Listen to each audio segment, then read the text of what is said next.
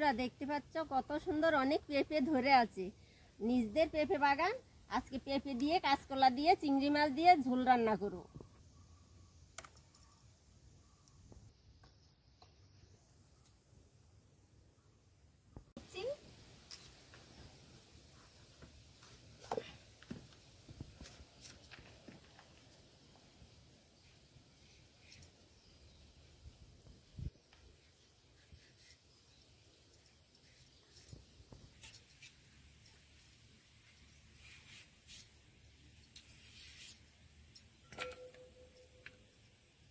এবার কাঁচকলাটাও কেটে নেই।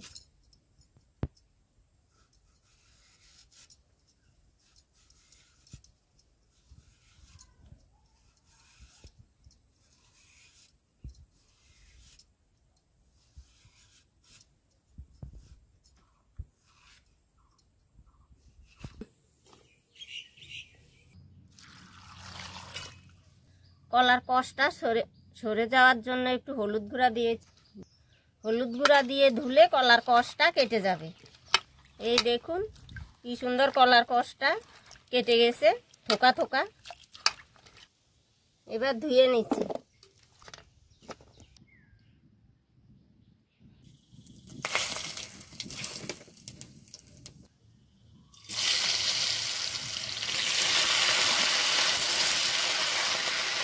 বন্ধুরা এগুলি দেশি ছোট কুচা চিংড়ি।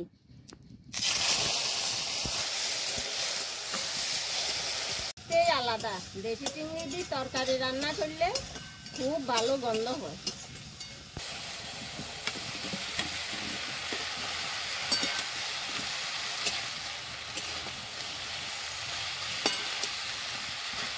বন্ধুরা এটা কাঁচা লঙ্কা বাটা আর জিরা বাটা, হলুদ গুঁড়া দিয়েছি, স্বাদ মতো লবণ।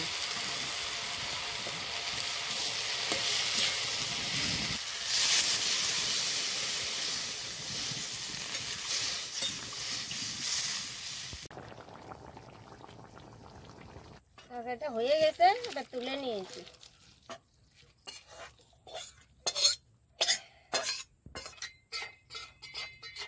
বন্ধুরা আপনারাও বাড়িতে এইভাবে দেশি চিংড়ি দিয়ে রান্না করে খাবেন।